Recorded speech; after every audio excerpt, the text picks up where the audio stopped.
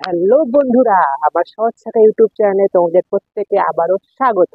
তো আমি এখানে পঞ্চম শ্রেণী ভগ্নাংশের যোগ বিয়োগ সম্পর্কে কিছু অঙ্ক এখানে করাবো।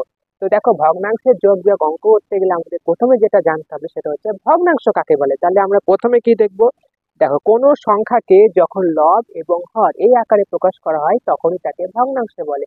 তাহলে কোনো সংখ্যাকে লব এখানে হর, তাহলে লব বাই হর এই আকারে যখন কোনো সংখ্যাকে প্রকাশ করা হয় তখন তাকে ভগ্নাংশ বলে। তাহলে আমি যদি এখানে উপরে লিখি 7 আর নিচে লিখি 12, তাহলে 7টা কি এখানে লব আর 12 কি হর।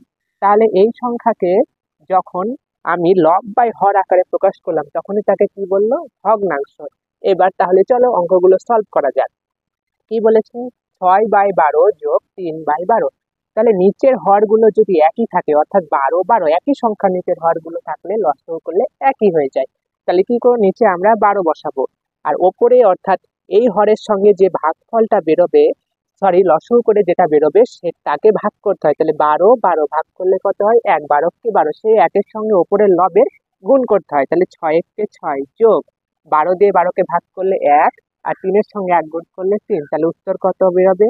9/12। দেখো বন্ধুরা, এই 9/12কে কিন্তু আমরা আবার কাটাকাটি করতে পারি। তাহলে কি হবে? 3 3-কে 9, 3 4-12, অতএব 3/4 হয়ে যাবে এর সঠিক উত্তর। ঠিক একইভাবে চলো এটাও করি। এখানে জায়গা নেই তো আমি পাশে করছি।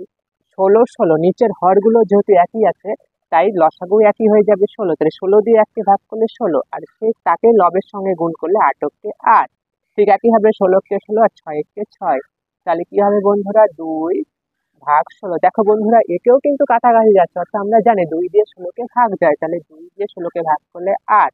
তাহলে ওপরে কিছু না থাকলে আমরা 1 লিখতে পারি, অর্থাৎ 1/8 উত্তর।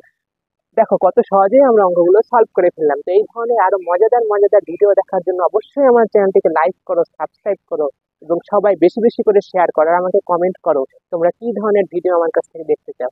Thank you.